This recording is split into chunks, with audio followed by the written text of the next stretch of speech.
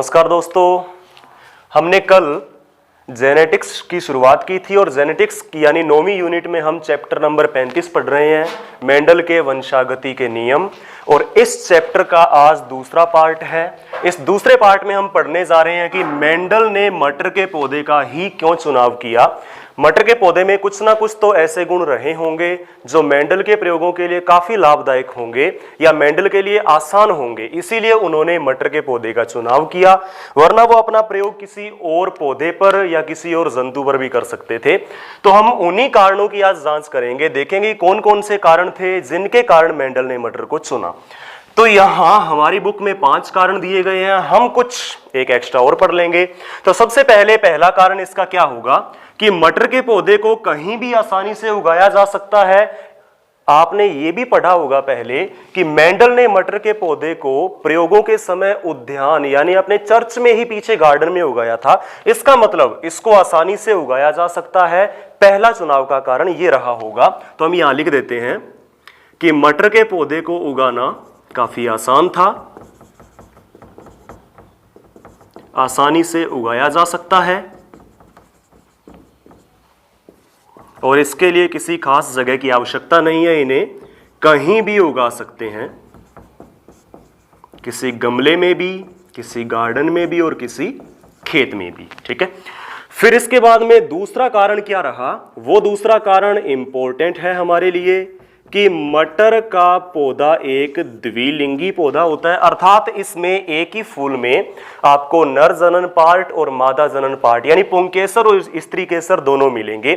इसका मतलब फूल हुए द्विलिंगी, और जो फूल द्विलिंगी होते हैं उनमें पर परागण के अलावा स्वपरागण की भी संभावना है। और यहां मटर के पौधे में स्वपरागण भी हो सकता है।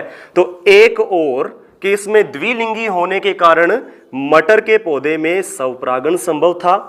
अब स्वपरागण का अर्थ आप सभी जानते होंगे कि एक ही पुष्प के परागकणों का इसी पुष्प के वर्तिकाग्र के ऊपर गिरना क्या कहलाएगा, स्वपरागण। जैसे ये कोई एक द्विलिंगी फूल है, इसी फूल में परागकोश से परागकण निकलें और इसी फूल के स्त्री केसर के वर्तिकाग्र पर स्थानांतरित हो जाएं, इस क्रिया को हम बोलेंगे स्वपरागण। अब स्वपरागण में एक चीज देख रहे हो कि परागकण भी उसी फूल के हैं और बेजांड भी उसी फूल का होगा। इसका मतलब यहां गुणों का समावेश नहीं होने वाला, एक ही पौधे के गुण उसमें रहेंगे, वो इस संतति में जाएंगे। तो आगे जितने भी पौधे उत्पन्न होंगे उनके सारे लक्षण इसी मात्र पौधे के समान होंगे। तो स्वपरागण के कारण जनकों के लक्षण एज इट इज संतति में जाते हैं और संतति पूरी तरह से दिखने में जनकों के समान होती है। तो स्वपरागण के कारण हम शुद्ध वंशक्रम प्राप्त कर सकते हैं। यहां पर हम एक शब्द का यूज करेंगे कि स्वपरागण के कारण हम किसे प्राप्त कर सकेंगे, शुद्ध वंशक्रम को। शुद्ध वंशक्रम का अर्थ कि जैसे जनक है वैसे ही सेम लक्षणों वाली संतति हो, तो संतति पूरी तरह से शुद्ध वंशक्रम मानी जाएगी। यहां पर थोड़ा आगे चलेंगे तो हम कुछ जीन के उदाहरण लेकर, जैसे आपने पहले पढ़े थे कैपिटल टी या स्मॉल टी, इस तरह से एग्जांपल लेके चलेंगे। लेकिन अभी तक आप इतना याद रख लीजिए कि स्वपरागण होने के कारण शुद्ध वंशक्रम प्राप्त किया जा सकता है। और मेंडल ने भी अपने प्रयोगों में F2 यानी दूसरी पीढ़ी संतति पीढ़ी प्राप्त करने के लिए F1 पीढ़ी के बीच में स्वपरागण ही करवाया था। तो स्वपरागण होना मटर के अंदर मेंडल के लिए काफी फायदेमंद था, तो स्वपरागण के कारण भी इन्होंने चुना। इसके अलावा मटर के पौधे में परपरागण भी संभव था, और परपरागण संभव होने का एक फायदा मेंडल के लिए यह था कि ये एक पौधे को तो बना देते थे नर और एक को मादा, यानी नर पौधे के परागकण मादा पौधे के वर्तिकाग्र पर छिड़क कर इन्होंने इनका परपरागण करवाया, और परपरागण से उनको जो संतति प्राप्त हुई वो दो अलग अलग पौधों यानी दो अलग अलग जनकों का मिश्रण थी। तो मिश्रित संतति प्राप्त करने के लिए या अशुद्ध वंशक्रम प्राप्त करने के लिए इन्होंने परपरागण को चुना, वो भी मटर में हो सकता था, तो इनके लिए काफी फायदेमंद था। जबकि शुद्ध वंशक्रम जब प्राप्त करना हो तब मेंडल ने किसको चुना, मटर में स्वपरागण को।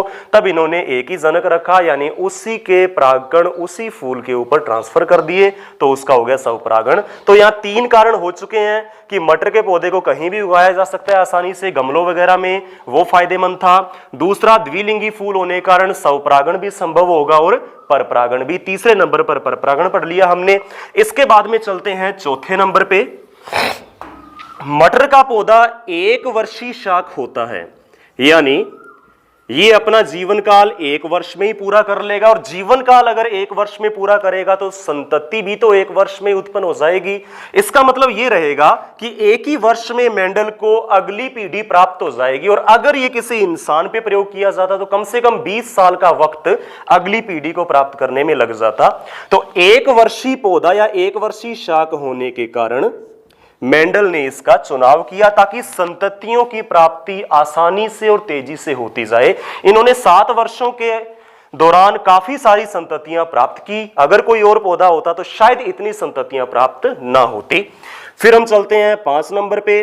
5 नंबर पर इस मटर के पौधे के द्वारा एक ही समय में अनेक संततियां उत्पन्न की जाती हैं। ठीक है, ध्यान देना थोड़ा सा, हमारी बुक में ये नहीं लिखा गया है कि एक ही समय पर अनेक संततियां उत्पन्न करने का गुण भी मटर में पाया जाता है। इसे समझिए, मटर के एक पौधे के द्वारा कितने बीज उत्पन्न किए जाएंगे, वो सारे के सारे बीजों की संख्या संतति संख्या कहलाएगी, जो हम नॉर्मली ये मान के चलते हैं कि एक मटर के पौधे के द्वारा ज्यादा नहीं तो कम से कम 20 बीज तो उत्पन्न किए जाते होंगे।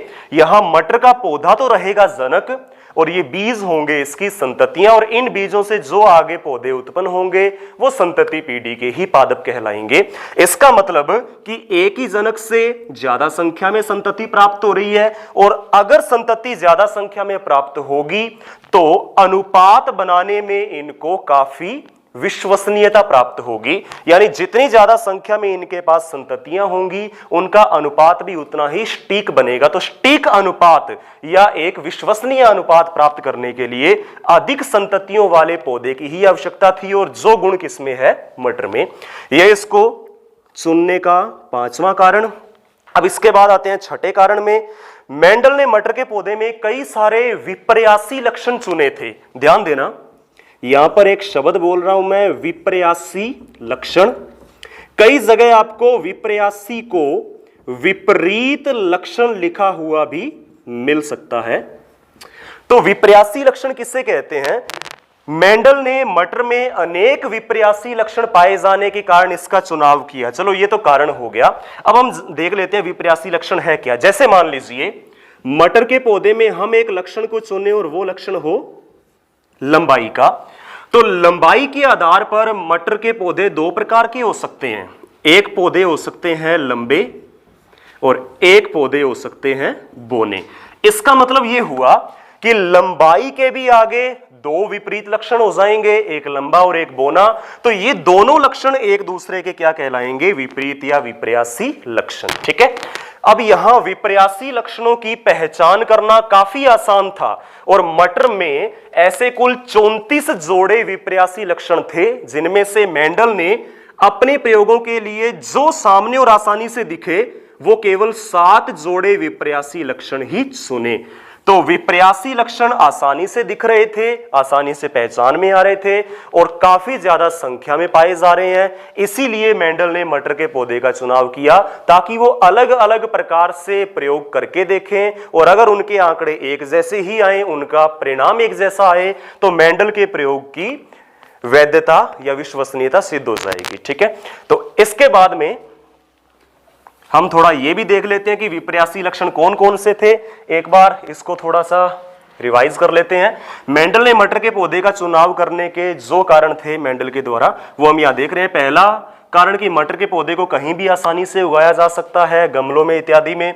दूसरा, द्विलिंगी फूल होता है, स्वपरागण करवाया जा सकता है जिससे शुद्ध वंशक्रम प्राप्त हो सके। तीसरा, परपरागण करवाया जा सकता है ताकि मिश्रित संतति प्राप्त हो सके। उसके बाद में एक वर्षीय शाक होता है, यानी एक ही वर्ष में हमें इसकी नई संतति पीढ़ी मिल जाएगी, तो हमारा प्रयोग ज्यादा लंबा नहीं चलेगा। उसके बाद में अनेक संततियां उत्पन्न करता है मटर का पौधा। अनेक संततियां उत्पन्न करने से इनका अनुपात बनाने में विश्वसनीयता प्राप्त होगी, बहुत सही सटीक अनुपात बनेंगे। और लास्ट है, अनेक विपर्यासी लक्षण होते हैं मटर के पौधे में, और मेंडल ने तो उनमें से केवल 7 चुने जो साफ साफ दिखाई दे रहे थे और पहचान में आ रहे थे। इसके बाद में हम नेक्स्ट टॉपिक में देख लेते हैं कि मेंडल ने कौन कौन से वो 7 जोड़ी विपर्यासी लक्षण थे जिनको अपने प्रयोगों के लिए चुना। उनकी एक सारणी बना लेते हैं हम। सारणी में एक तरफ लिख लेंगे लक्षण और एक और लिख लेंगे विपर्यासी लक्षण। ध्यान देना थोड़ा, अगर केवल लक्षण पूछा जाए तो इन्होंने 7 लक्षण चुने, लेकिन अगर विपर्यासी लक्षण पूछा जाए तो 7 जोड़ी विपर्यासी लक्षण होंगे, और 7 जोड़ी अगर नहीं बोलना चाहो तो 14 विपर्यासी लक्षण बोलने पड़ेंगे, क्योंकि एक लक्षण के 2 विपरीत लक्षण हो सकते हैं, 2 से ज्यादा भी, लेकिन हम यहां पर कितने मान रहे हैं, 2, क्योंकि नॉर्मली सामान्यतः 2 होते हैं। तो यहां पर मैं लिख देता हूं विपर्यासी लक्षण। एक एक करके बात कर लेते हैं इनकी।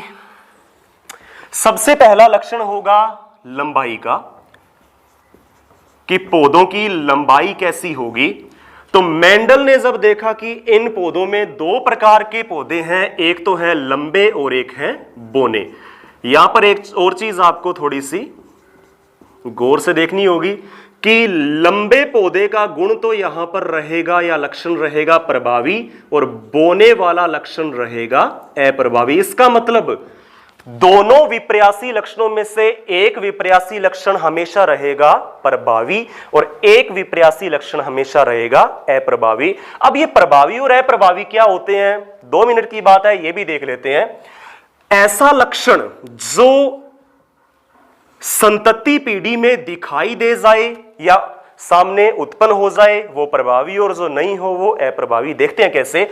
अगर हमने एक लंबे पौधे का क्रॉस बोने पौधे से करवा दिया, तो होना तो ये चाहिए कि अगली पीढ़ी में या तो आधे पौधे लंबे पैदा हो जाएं और आधे बोने, या फिर मंझले पौधे पैदा हो, ना तो लंबे हो और ना ही बोने। लेकिन ऐसा नहीं है, यहां पर सारे के सारे पौधे कैसे उत्पन्न हुए, लंबे। इसका मतलब लंबे वाला लक्षण क्या रहा होगा यहां पे, प्रभावी। क्या बोने वाला लक्षण आया ही नहीं था क्या यहां पे, जरूर आया था, लेकिन वो उन बच्चों में या उन संततियों में पौधों में दिखाई नहीं दिया, क्योंकि वो लक्षण क्या रह गया होगा, अप्रभावी। तो यहां आप समझ चुके होंगे कि अगर प्रभावी और अप्रभावी लक्षण वाले या 2 विपरीत लक्षणों के पौधों को आपस में संकरित करवाया जाए, उनका क्रॉस करवाया जाए, तो जो लक्षण अगली पीढ़ी में प्रकट होगा वो प्रभावी रहेगा, और जो नहीं होगा वो अप्रभावी माना जाएगा। फिर नंबर 2 पे चलते हैं। लंबाई वाले लक्षण के बाद यहां पर लिखते हैं फूल, पुष्प लिख लेते हैं इसे, पुष्प की स्थिति। अब फूल कहां पे लगा होगा उस पौधे के ऊपर, तो ये आप सब जानते हो कि फूल अपनी अक्ष पे लगता है, लेकिन अक्ष पे लगने के भी 2 हिस्से होते हैं। या तो वो किनारे पर लगेगा अक्ष के सबसे अगले भाग पे, वो तो होगा अक्षीय, या फिर नीचे कहीं पे लगेगा कक्ष में, तो उसे कहा जाएगा कक्षीय। यानी कि 2 प्रकार के फूल उत्पन्न होंगे, या तो वो लगे होंगे कक्ष में या फिर फूल लगे होंगे अक्ष में। तो यहां ध्यान दीजिए, हमने कक्षीय को माना है प्रभावी लक्षण और अक्षीय को माना है अप्रभावी। यानी कि अगर आप कक्षीय फूलों वाले पौधे का क्रॉस अक्षीय फूलों वाले पौधे से करवा देते हो, तो पहली पीढ़ी में या संतति पीढ़ी में सारे के सारे पौधे कौन से उत्पन्न होंगे, कक्षीय फूलों वाले। इसीलिए हमने इसे रखा प्रभावी लक्षण। देख लेते हैं कक्षीय अक्षीय का मतलब। वैसे 9th क्लास में आप मॉर्फोलॉजी में पढ़ चुके हैं इसे, पुष्पक्रम वाले चैप्टर में। अगर तो फूल यहां टर्मिनल यानी लास्ट में लगा हुआ है, तब तो इसे बोला जाएगा अक्षीय स्थिति। और अगर फूल इस प्रकार से कहीं पे लगा हुआ है बीच में अक्ष पर, तो ये पुष्पीय अक्ष पर बीच में लगे होने के कारण क्या कहलाएगा, कक्षीय। तो हम कुछ इस प्रकार के पौधे वाले इस प्रकार के फूलों वाले पौधे का क्रॉस इस प्रकार के फूलों वाले पौधे से करवाएं तो संतति पीढ़ी में सारे पौधे हमें कौन से प्राप्त होंगे? कक्षीय फूलों वाले। इसीलिए यहां पर कक्षीय को हमने रखा प्रभावी में। फिर आगे चलते हैं नंबर 3 पे। यह भी पुष्प से संबंधित है, आसानी होगी पुष्प को पुष्प के साथ। यहां पर आएगा पुष्प का रंग, और पुष्प का रंग कैसा हो सकता है? 2 प्रकार का हो सकता है। इसमें बैंगनी पुष्प भी पाए जाते हैं मटर में, और सफेद पुष्प भी पाए जाते हैं। इसमें भी देख लीजिए, बैंगनी को रखा प्रभावी में, सफेद को रखा अप्रभावी में। तो अगर बैंगनी फूलों वाले पौधे का क्रॉस हम सफेद फूलों वाले पौधे से करवाएंगे तो F1 पीढ़ी यानी पहली पीढ़ी में हमें सारे के सारे पौधे बैंगनी फूलों वाले प्राप्त होंगे। लेकिन अगर आप F1 पीढ़ी में स्वपरागण करवा देते हो तो F2 पीढ़ी में सफेद भी होंगे और बैंगनी भी, जो हम मेंडल के सबसे पहले प्रयोग में पढ़ेंगे एक संकर संकरण में। चलिए फिर इससे आगे चलते हैं। पुष्प के रंग के बाद में नंबर 4 पे आ जाते हैं। फली का आकार। मटर में जो फलियां लगती हैं वो 2 प्रकार की हो सकती हैं। या तो फली पूरी तरह से फूली हुई होगी, या उस मटर की फली पूरी तरह से सिकुड़ी हुई होगी। इसका मतलब ये दोनों विपर्यासी लक्षणों में से भी हम फूली हुई फली वाले लक्षण को मान रहे हैं प्रभावी और सिकुड़ी हुई को अप्रभावी। अगर फूली हुई फलियों वाले पौधे का क्रॉस सिकुड़ी हुई फलियों वाले से करवा दिया जाए तो F1 पीढ़ी में सारे के सारे कौन प्राप्त होंगे? फूली हुई फली वाले पौधे। ठीक है, फिर इसके बाद आते हैं 5वें नंबर पे। ये भी फली से संबंधित है, इसीलिए फली वाले के साथ ही रखा हमने इसे। यहां आएगा फली का रंग। फलियां 2 प्रकार की हो सकती हैं रंगों में, हरी भी हो सकती हैं और पीली भी हो सकती हैं। लेकिन ध्यान देना आप, यहां पर हमने हरे रंग को माना है प्रभावी और पीले को माना है अप्रभावी। वही बात बार बार दोहराने से कोई फायदा नहीं है। हरे वाले का क्रॉस पीले वाले से करवाओगे तो सारे के सारे F1 पीढ़ी में हरे फलियों वाले पौधे ही प्राप्त होंगे। फिर आगे चलते हैं 6 नंबर। यहां पर लिख लेते हैं हम बीज की आकृति। और बीज भी आकृति में 2 प्रकार के होते हैं। या तो वे बीज पूरी तरह से गोल होंगे या फिर वे झुर्रीदार होंगे। यहां पर भी हमने गोल बीज वाले पौधे को रखा है, इस लक्षण को रखा है प्रभावी में और झुर्रीदार को अप्रभावी में। फिर लास्ट में चलते हैं, यहां पर आ जाएगा बीज पत्र का रंग। बीज पत्र का रंग। बीज पत्र के रंग भी 2 प्रकार के हैं क्योंकि उसमें भी 2 विपर्यासी लक्षण हैं। इस बीज पत्र का रंग पीला हुआ तो माना जाएगा प्रभावी, और अगर हरा हुआ तो माना जाएगा अप्रभावी। यहां थोड़ा ध्यान देना, इनमें कंफ्यूज मत हो जाना। फली का रंग हरा प्रभावी और पीला अप्रभावी, जबकि बीज पत्र का रंग पीला प्रभावी और हरा अप्रभावी।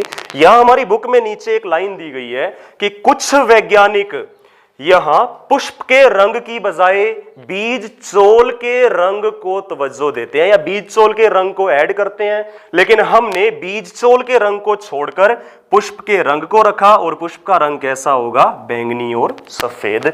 तो ये हो गए वो 7 जोड़ी विपर्यासी लक्षण जिनका मेंडल ने चुनाव किया था। अब अगर मेंडल इनमें से एक ही लक्षण की वंशागति का अध्ययन करें तब तो कहलाएगा एक संकर संकरण। अगर एक साथ 2 लक्षणों की वंशागति का अध्ययन करें तब द्विसंकर संकरण, और 2 से ज्यादा का अगर करें तो बहुसंकर संकरण। ये तीनों हम अगली वीडियोस में करेंगे। Thank you so much.